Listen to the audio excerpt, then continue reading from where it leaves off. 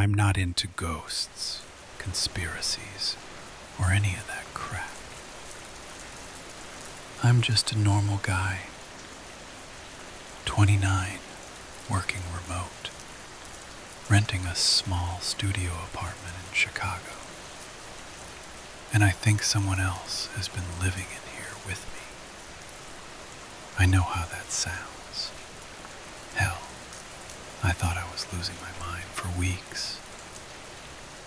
I kept telling myself it was stress, lack of sleep, bad memory.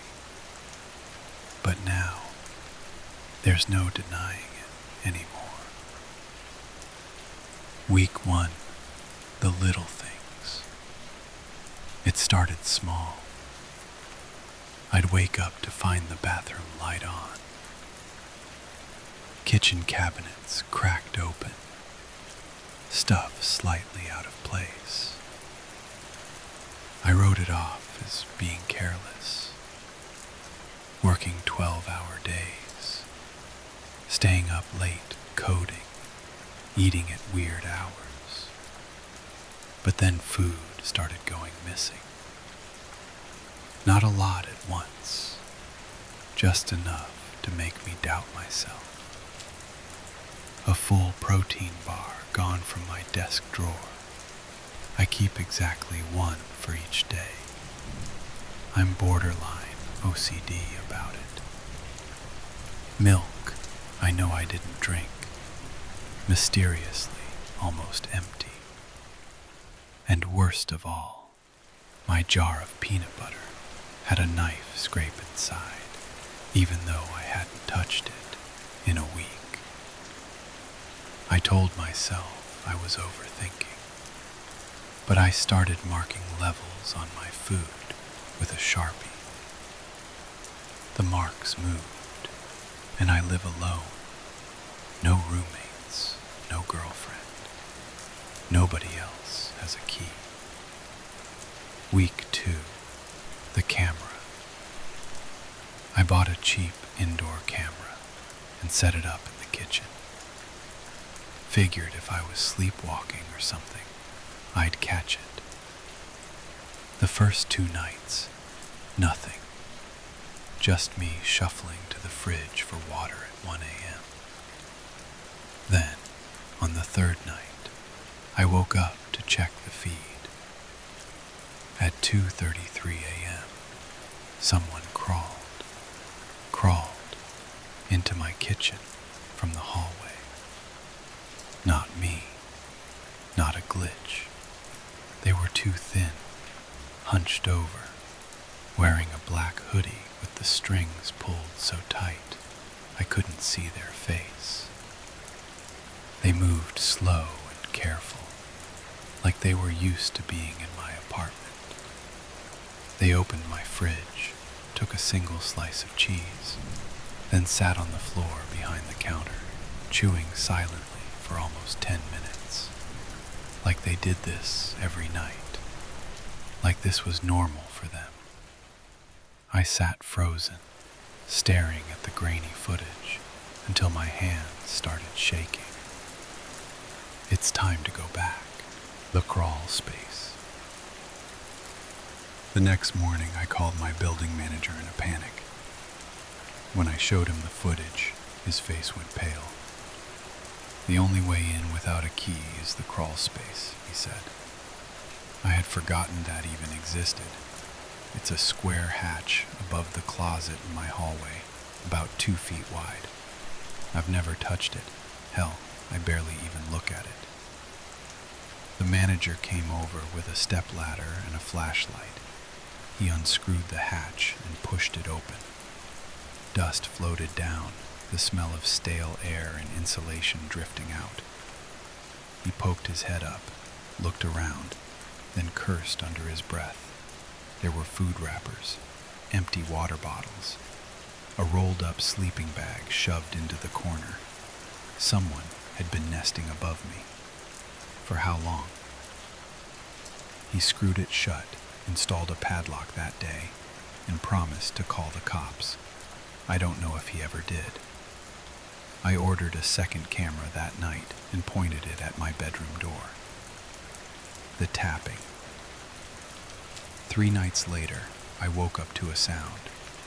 A soft, rhythmic tap, tap, tap. I sat up in bed holding my breath.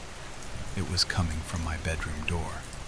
I didn't move, just stared at the dark outline of the door. Tap, tap, tap. I sat there for what felt like an hour, though it was probably 10 minutes. Then it stopped. I didn't check the camera until morning. I couldn't make myself move. When I finally reviewed the footage, my stomach turned to ice. At 2:57 a.m., a figure appeared, barely in frame, standing just outside my door. They didn't open it, didn't try the knob, just stood there. Then, a pale hand slid under the gap between the door and the floor. It pushed something inside. A note. The note. I didn't pick it up until after the sun rose. I sat on my bed staring at it for hours, too afraid to move. It was a torn scrap of notebook paper, the handwriting tiny, cramped and shaky. Are you pretending to be asleep again? Again. Again. How many times had they stood outside my door before this? The notebook in the crawl space. I called the cops, packed a bag. I haven't been back since. The police searched the crawl space again, this time tearing it apart. They found a small spiral notebook wedged in the insulation. It was filled with notes, written in the same cramped handwriting as the note under my door. The earliest entry was from over 6 weeks ago. Some of the entries. 12:15. Typing at desk. 1:03. Microwave beep. 2:07. Shower running. 2:43. Breathing slow. 3:01. No movement. 3:19. Typing noise stopped. 3:56. Humming in sleep. Dreaming. 4:12. Watched until sun started. Now I'm staying on a friend's couch until I find a new place. I'm breaking the lease. I don't care about the penalty. I think about the crawl space every night. How long they were up there, watching me, listening to me, slipping down while I slept. If you live alone and you hear tapping at your door in the middle of the night, don't pretend to be asleep.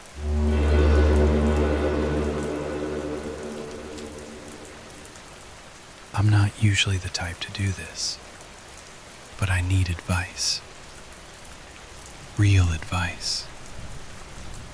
I'm at my wit's end, and I can't tell if I'm about to make the best decision of my life or the biggest mistake. I grew up in a shitty town with even shittier parents. They were hardcore Bible thumpers, the type who thought creativity was a sin unless it worshipped God. Painting? That was supposed to be a form of praise. And if your art wasn't religious, it was blasphemy.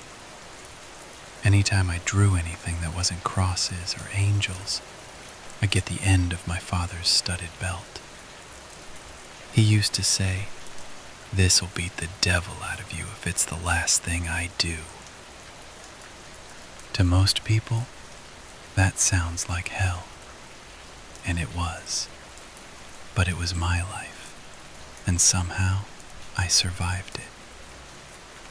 I was 13 when I met her, Angel Garcia. Even her name felt like something out of a dream.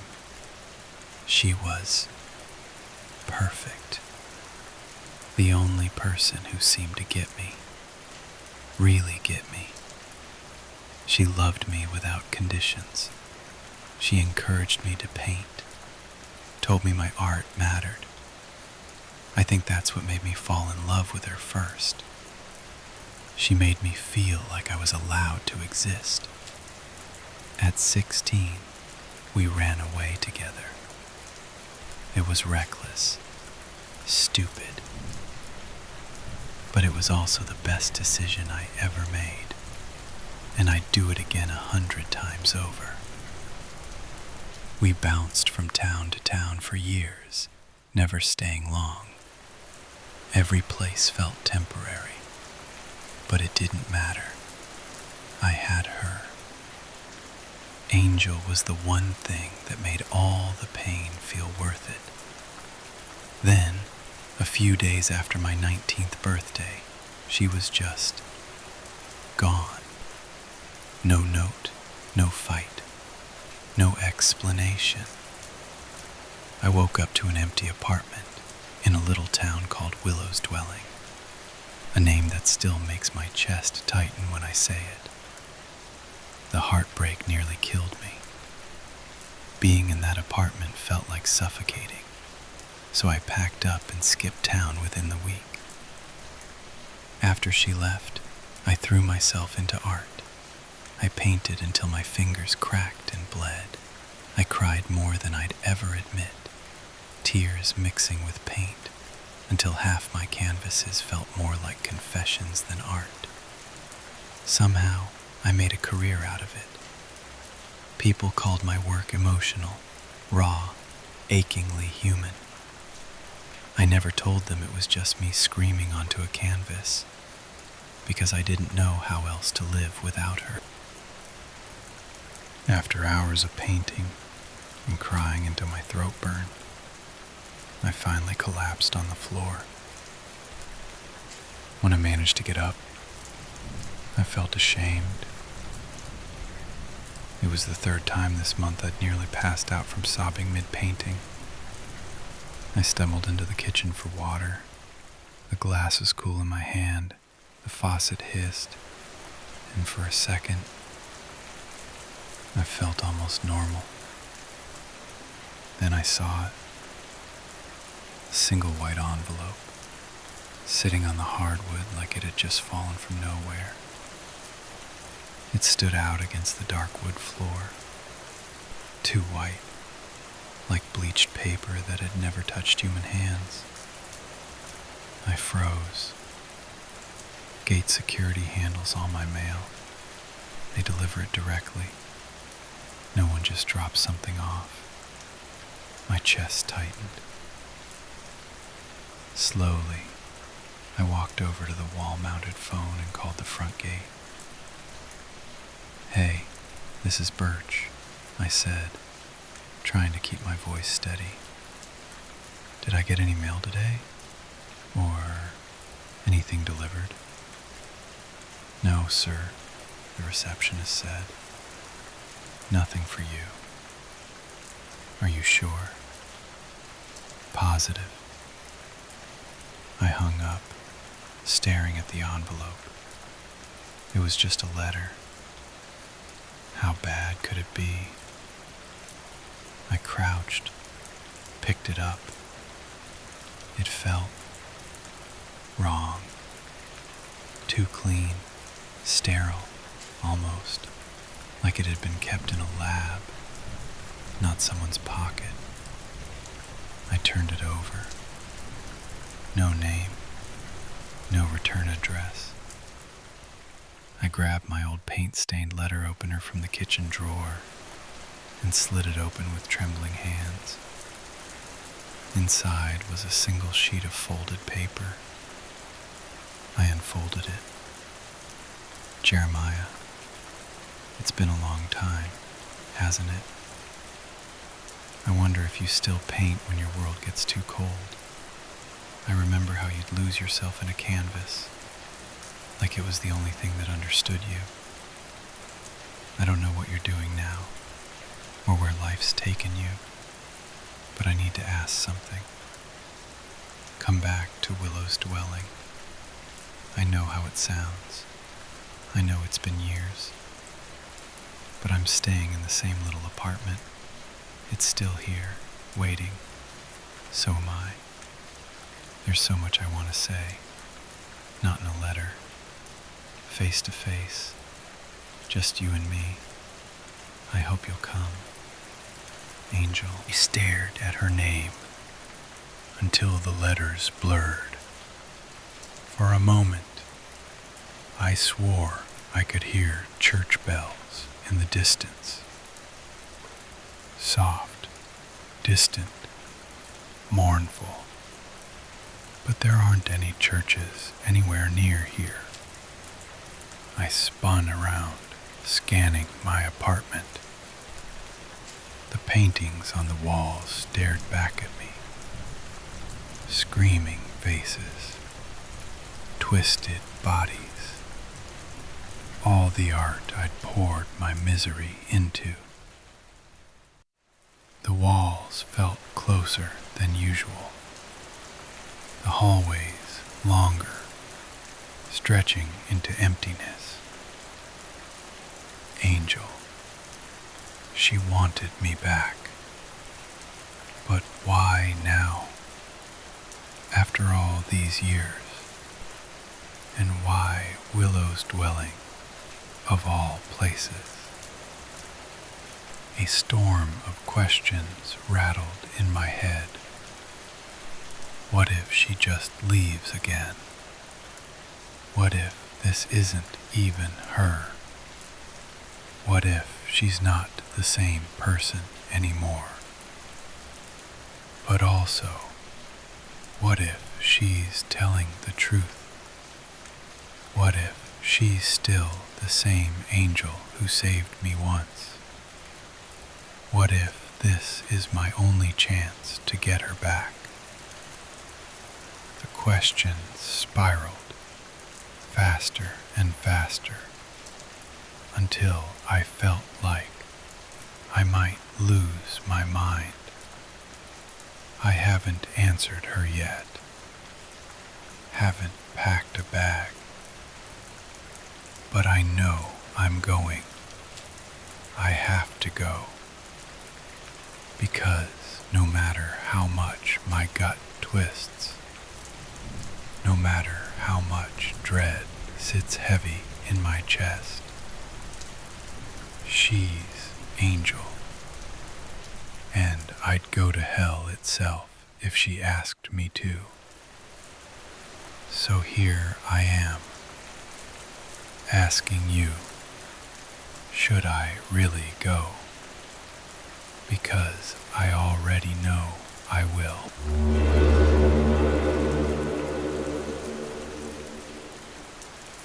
Lucid dreaming is a strange thing. It's not supernatural, not really. Most people experience it at least once in their lives, whether they realize it or not. It's just about degrees of awareness. Some people say you can train yourself to lucid dream. Maybe that's true. For me, it was always natural. And most of the time, it was fun. When you're lucid dreaming, you can change the rules. You can do anything. In a good dream, I'd fly instead of walk. I'd shape the world around me like wet clay. In a bad dream, I'd still have control, just not enough. If I was being chased by some dime store slasher in a hockey mask, I might stop mid-run to argue with the dream logic. You couldn't even aim that axe in a mask like that. The killer would pause mid-swing like an actor breaking character, and I'd walk away laughing. That was the fun of it. Until 3 years ago. 3 years ago, I lucid dreamed for the last time. The first night. It was a Sunday. I was asleep in bed next to my wife, Katie. The blinds were drawn tight, the low hum of a cheap department store fan filling the room with its steady static. Outside, a train rumbled past, as it always did, the sound like distant waves hitting the shore. In the dream, everything was exactly as it was in reality. Same room, same angle of my head on the pillow, Katie's back to me, her breathing slow and steady. For a while, I wasn't sure if I was dreaming or awake. I wasn't worried. My mind wandered lazily, work lunch orders, errands, scraps of daydreams. I felt calm. Then, Katie's hand brushed back, swatting lightly against my hip. "Time to wake up," she murmured, her voice soft, drowsy. I smiled against the pillow, but I am awake. Katie shifted then. She rolled over, pressing her front to my back. Her hand slid upward and hooked into my hair, hard. I froze. And then she spoke again, only it wasn't her voice.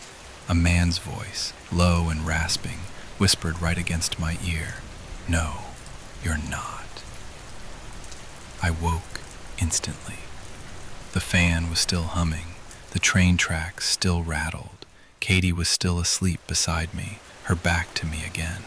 But I knew I was awake now, in the way you only know when you've just crawled out of a dream.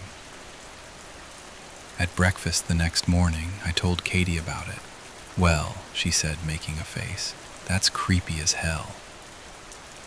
I laughed, and it felt safe to laugh. I'd always had uncanny nightmares. Katie standing at the top of the stairs, her face obscured by shadow, her body wrong somehow. Doppelgangers. People who looked like her, but weren't her. This was just another weird dream. The second night. Monday night, the dream returned. Again, I was lying in bed, my body in the exact same position as in reality. Again, Katie's back was to me. The fan hummed. The trains clattered by. At first, I thought I might just be awake. Then, Katie's voice broke the silence. "There's a man in the room," she said, matter of fact. My heart jumped. What? My lips barely moved. My head felt like it weighed 100 pounds, too heavy to lift. "There's a man in the room," she repeated, her voice calm. "He's right there, in the corner, by the fan." Cold dread seeped through me like spilled water soaking into sheets. I told myself it was just another dream. Lucid, stupid, harmless. But I couldn't move. My body wouldn't respond, pinned to the mattress, like I was trapped in wet cement. My mind raced. The fan sat in the far corner, near the window, behind me, exactly where she said he was. I wanted to look. I wanted to wake up. But my vision tunneled, and before I could do either, I lost consciousness. When my alarm buzzed that morning, I kept the dream to myself. It was embarrassing to admit how much it had scared me. I hadn't even seen anything, just the suggestion of something there. Still, when Katie went out for groceries, I walked through the house checking every door and window. Everything was fine, perfectly normal. At the back door, I lifted the doormat to check the spare key we kept hidden there. It was still there, undisturbed. I considered moving it, but I didn't. After all, it was just a dream. The third night. Tuesday night was the last time I lucid dreamed. Same dream, same position in bed, same room. I don't know why I asked the question. Maybe because I already knew the answer. Is he here? I whispered. Katie's dream self didn't hesitate. Yes, she said softly. A cold shiver ran down my back. There is a man in the room, she continued, her voice tightening. Right now, the cats are hiding because they don't know who he is. He's standing in the corner by the fan, watching us. My heart thudded so hard it hurt. He's going to kill you, Katie said. Kill us. I'm dreaming, I whispered. Then wake up. I woke instantly, my eyes snapping open. My cheek was wet with sweat, pressed into the pillow. I was awake. I could feel I was awake. Katie was snoring softly.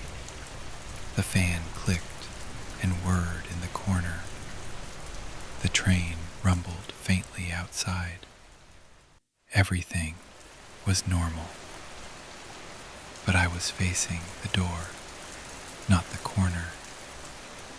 I lay still for what felt like forever, my heart beating in my ears.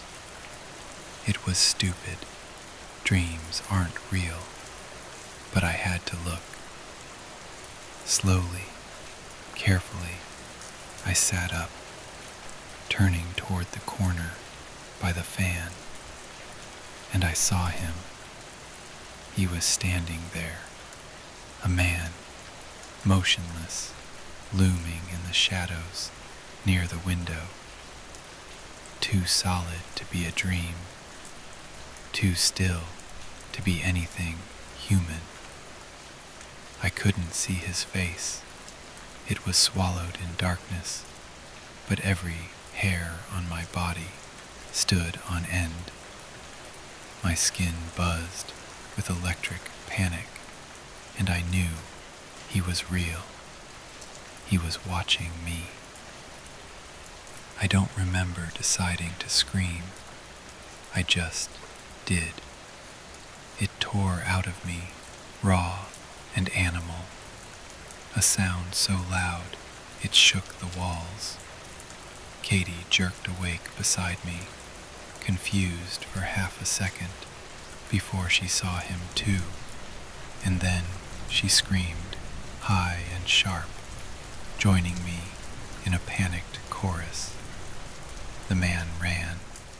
He bolted out of the room, down the hall, and out the back door before we could even move.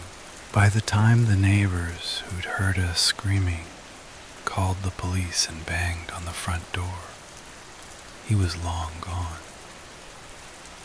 The cops searched the house, but there was nothing. No footprints, no sign of forced entry. Only one thing was missing: the spare key under the back mat.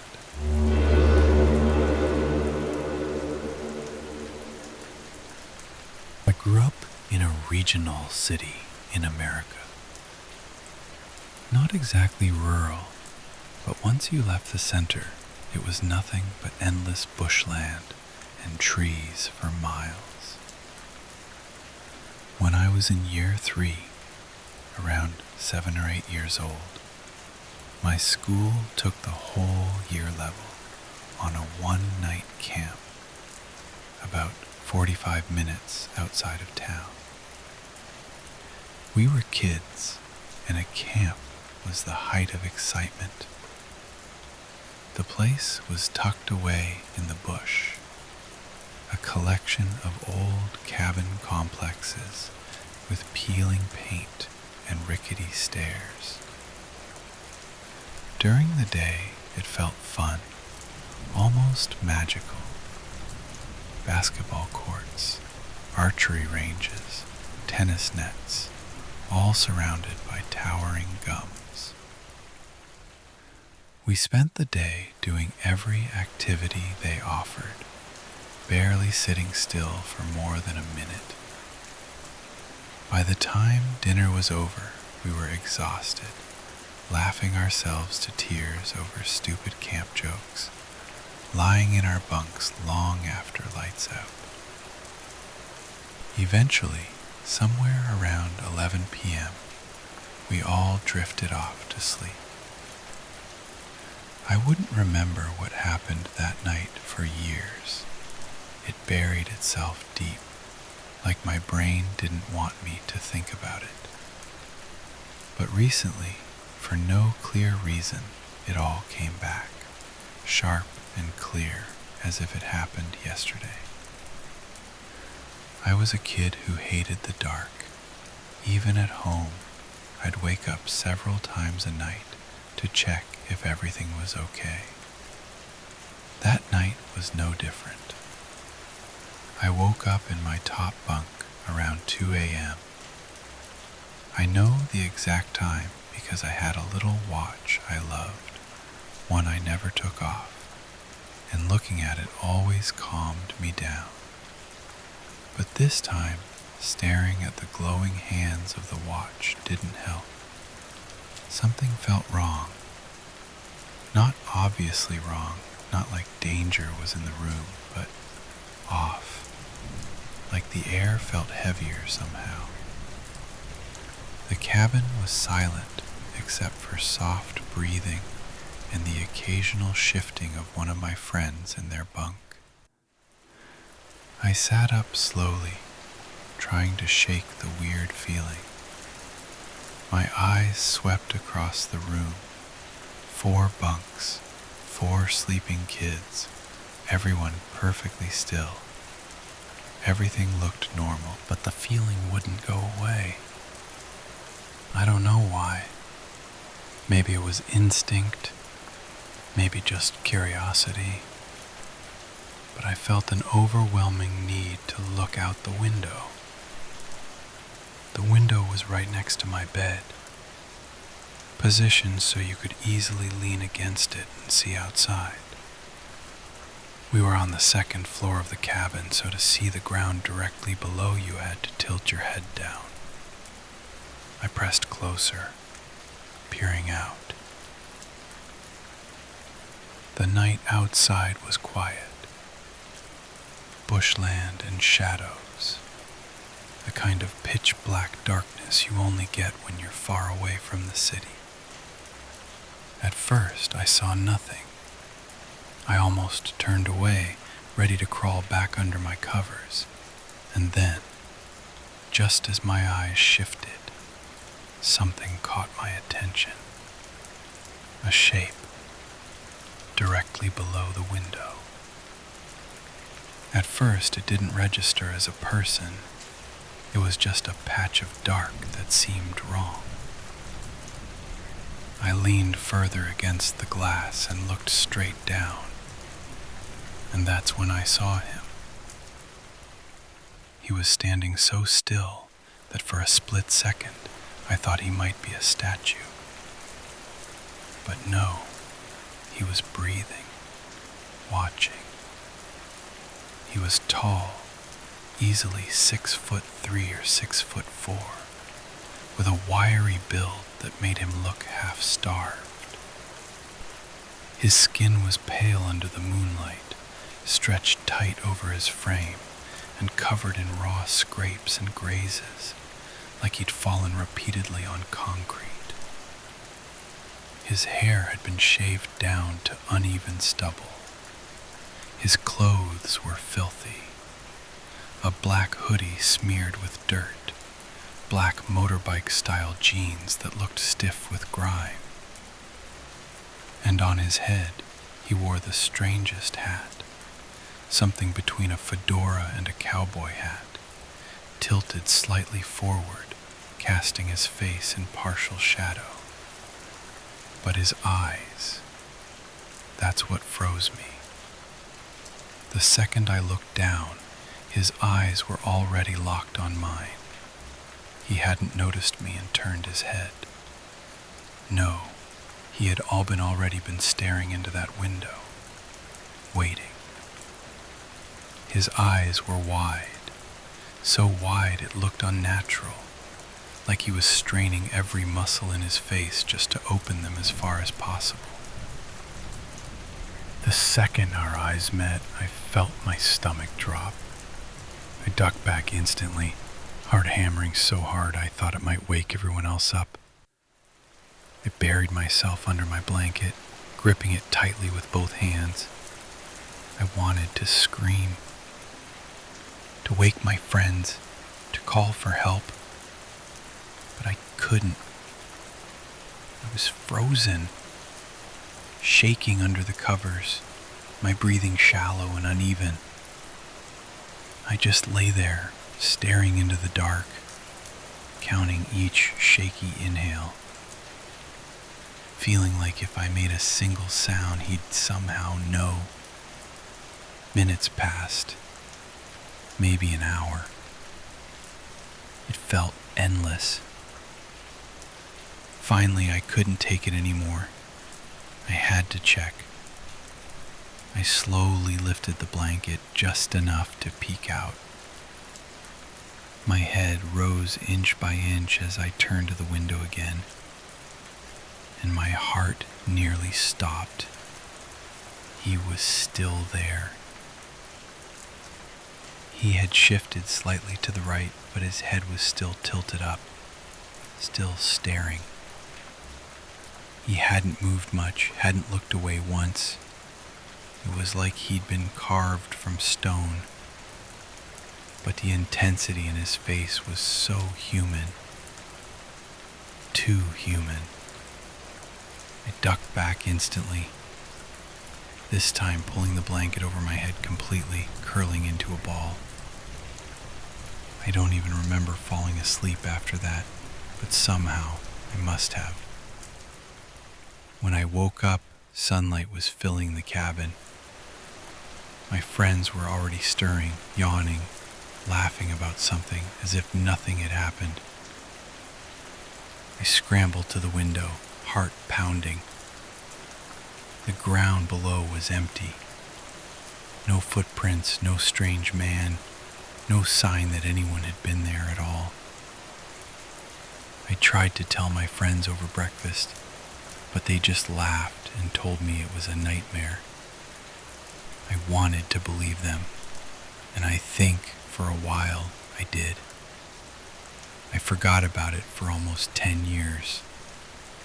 Then, out of nowhere, the memory resurfaced, not as a vague dream, but as clear, consistent reality. And I know now, looking back, that it wasn't a dream. My dreams never make sense. They skip, twist, change. This night was different. Everything was sharp, consistent. And I remember lying frozen under those covers for what felt like hours. Dreams don't do that. I don't know who that man was or why he was standing there, perfectly still, staring at a children's cabin in the middle of the bush. But the way he looked at me, the intensity in his eyes, told me one thing. Whatever he was doing there, he wasn't just passing by. He was waiting.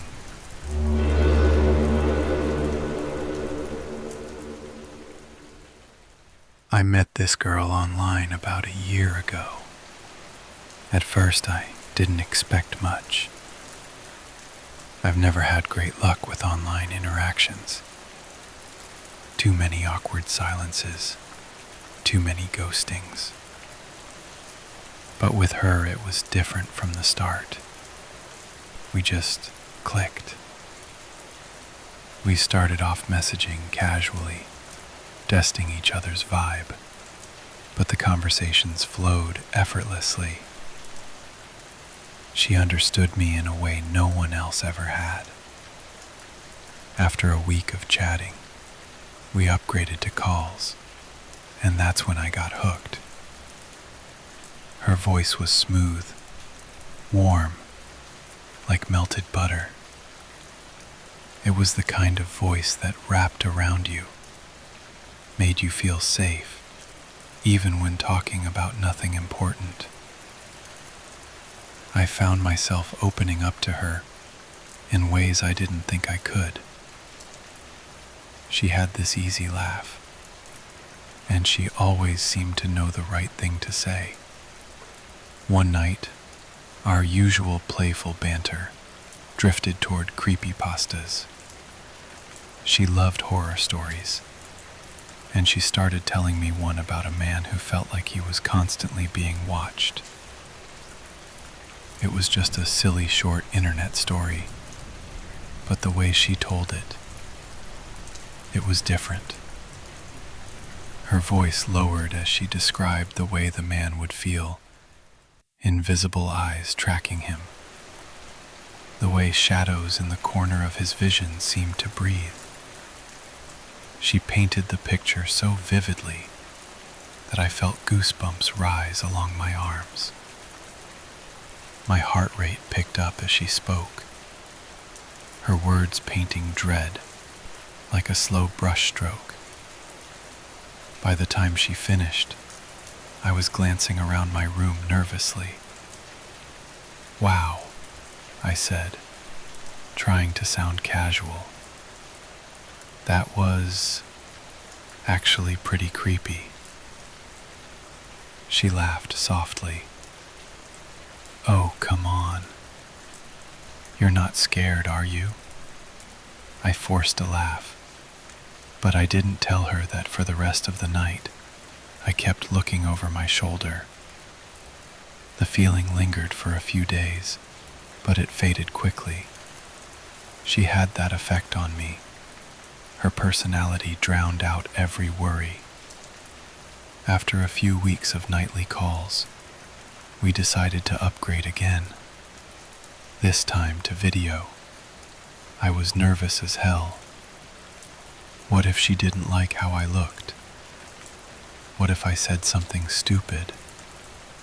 But when she appeared on the screen for the first time, smiling like the sun had just risen, every fear vanished. She was beautiful. Her hair was long and curly, framing her face perfectly.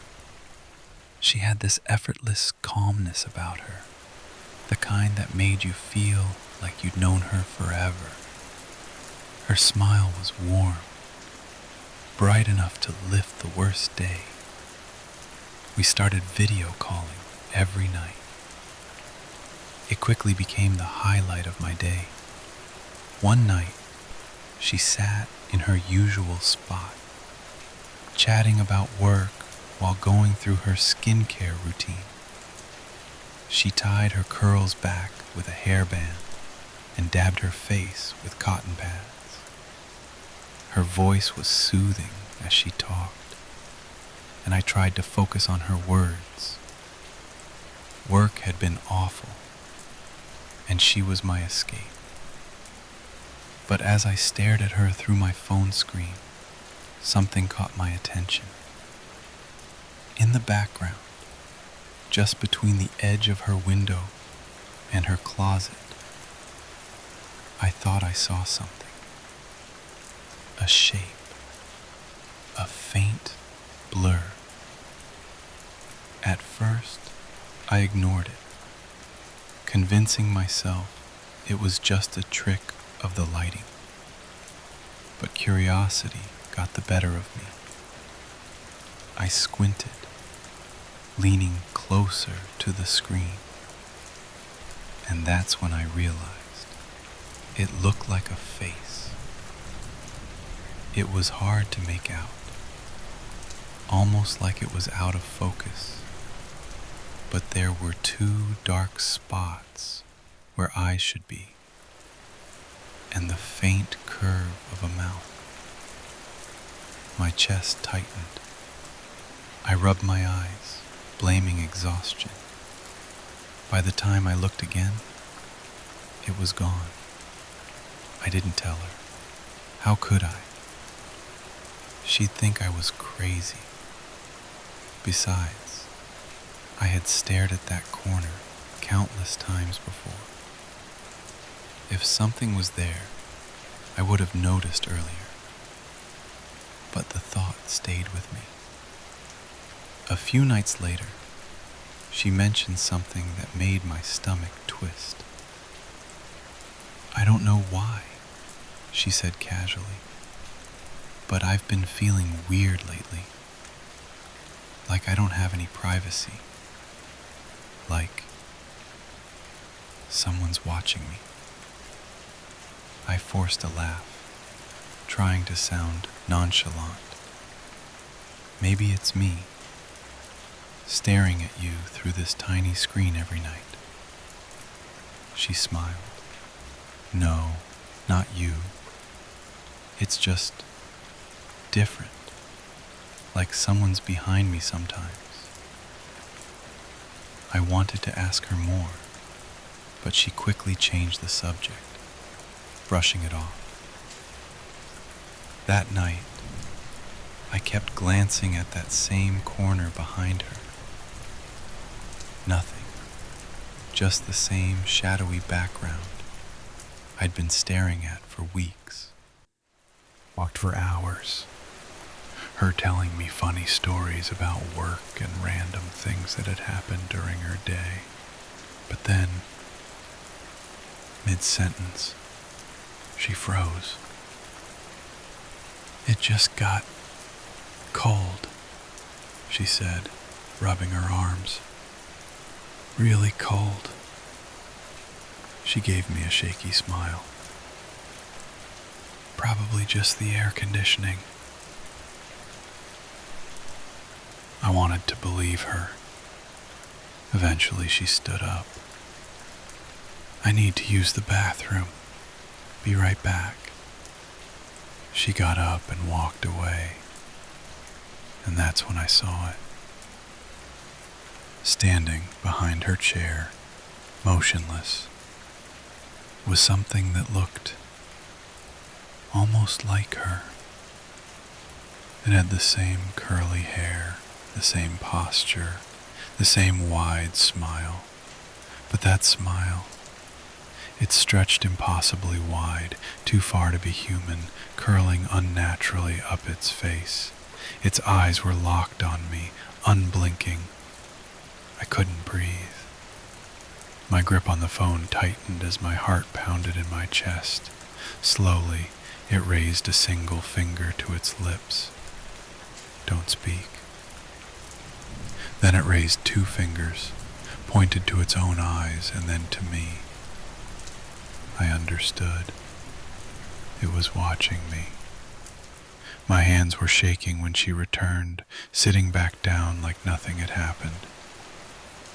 "You look like you just saw a ghost," she said, laughing lightly. I forced a weak smile.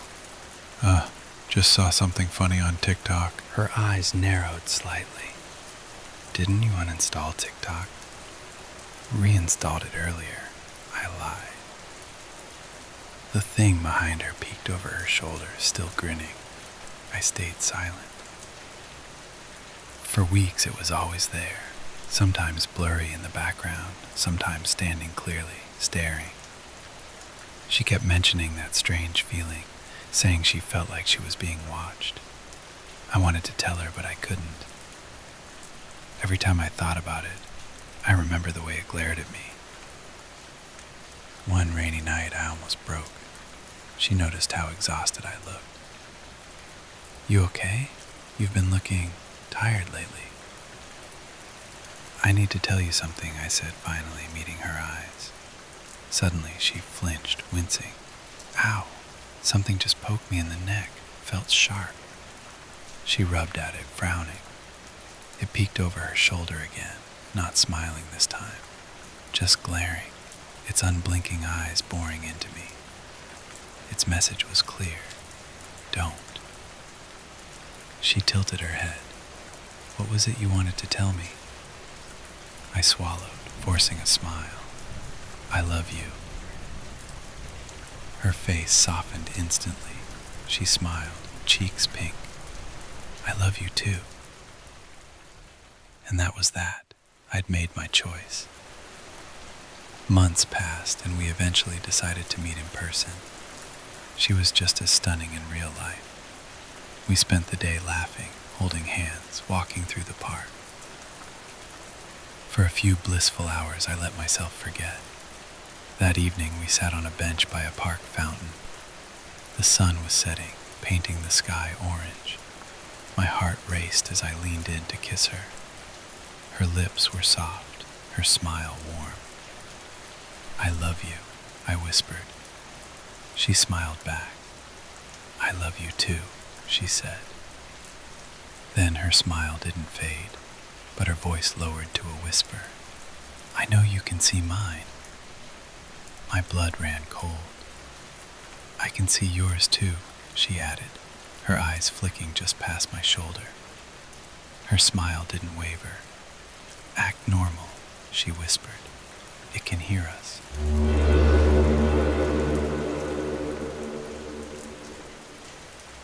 You pick up a few things when you clean buildings at night, like which vending machines are always half jammed, which elevators jerk just before reaching the top floor. You learn the smell of copy toner just before it runs out. You learn that most security cameras don't even work. And sometimes, if you've been at it long enough, you learn which places whisper back when you're alone. I've been doing janitorial work since I was 18. I'm 26 now. Never went to college. Never saw the point. Cleaning pays okay, and I like being alone. My route covers half a dozen places. A dental office, a bank, a small corporate law firm, an empty department store that's half renovation dust, half ghosts of Christmas displays. I work nights because I don't like people. It's quiet. Just me, the mop, and my thoughts. That is, until that building was added to my route. The contractor didn't say much about it. Just a grunt and a keep your head down, in and out. Don't wander. No company name, no explanation. Just an address, 618 Drexler Street. You wouldn't notice it if you drove past during the day. A windowless concrete block, 4 stories tall. No signs or logos, no parking lot. Just a single metal door with a keypad and swipe lock. The key card worked on my first try, the little reader blinking green. Inside, it smelled wrong. Not like mold or bleach, like something that had never breathed air. A sealed smell, wet electronics and freezer burn, like you'd stepped into a place that resented the idea of lungs existing. The fluorescent lights hummed and flickered, but the glow felt artificial, too white, as if the light didn't illuminate so much as pretend to. The first night, I figured it was some kind of research lab. Rooms with bolted down tables, drains in the floors, chairs with straps. Should have been a red flag, but I'm not paid to ask questions.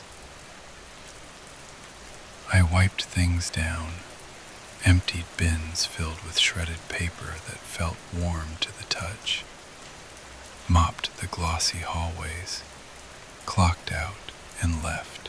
The second night, the layout was different. I couldn't prove it at first, just a feeling. But one hallway stretched longer than I remembered. A door I'd sworn led to a bathroom now opened onto a bricked-off wall. I brushed it off. Maybe I was tired.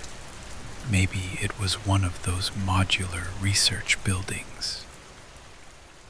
But by the fifth night, I was sure. I started sketching crude maps on a notepad I kept in my truck.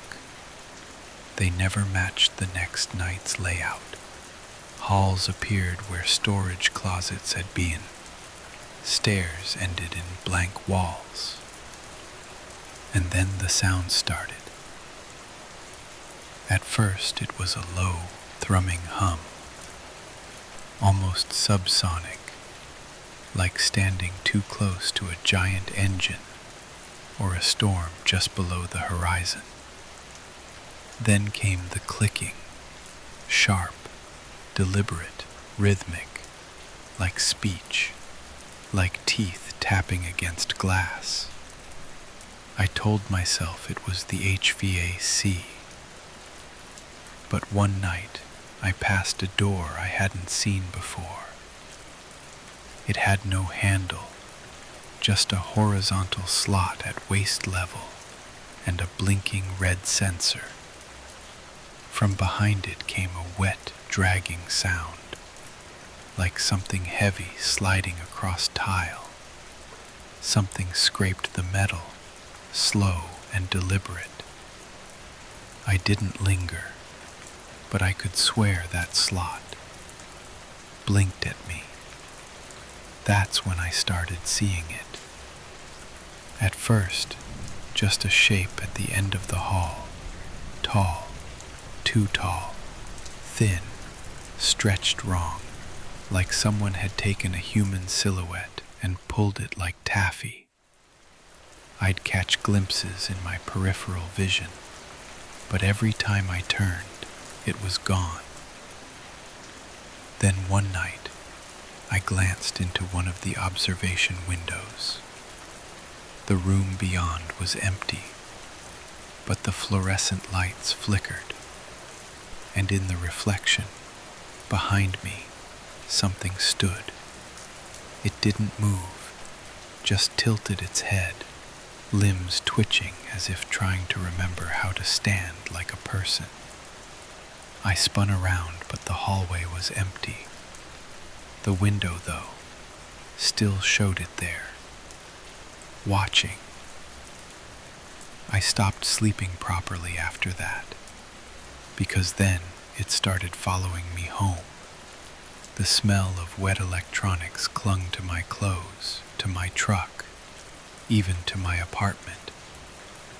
The hum followed me into my dreams, and once walking to my bedroom, I swore my hallway stretched longer than it should have, the carpet warping into a downward slope. I begged my boss to drop the account. He just laughed. That place has been through 3 janitors this year, he said.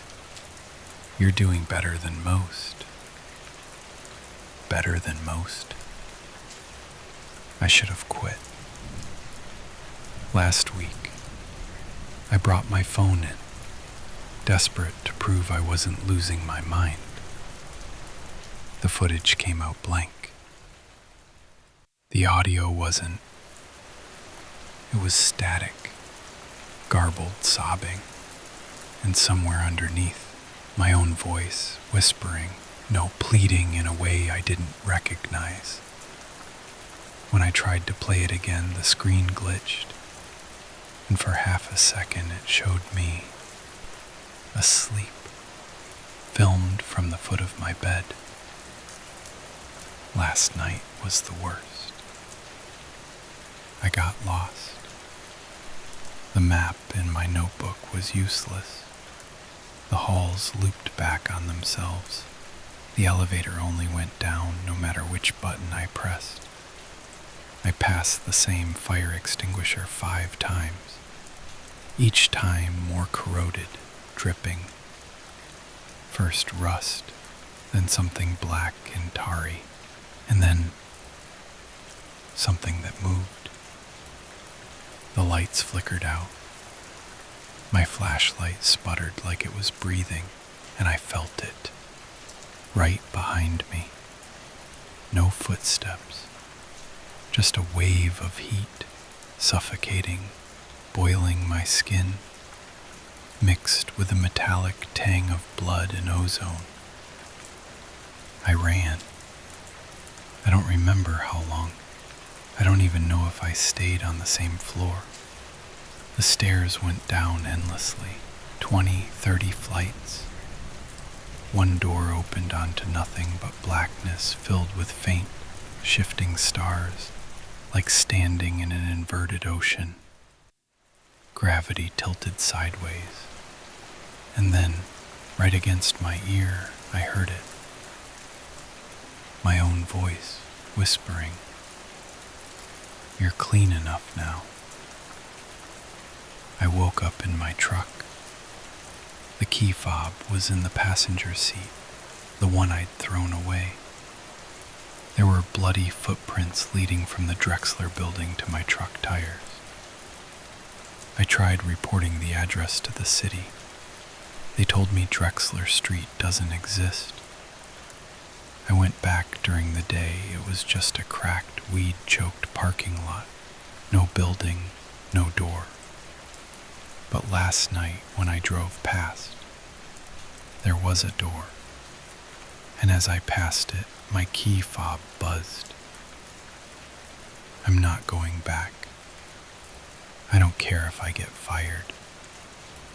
But every night, I dream I'm mopping a floor that stretches on forever. No walls, no ceiling, just a sky of writhing mouths whispering my name. The mop soaks up not water but voices, each wrung out drip carrying a scream. And somewhere down that infinite hall, I hear footsteps, getting closer. I'm the only janitor, right?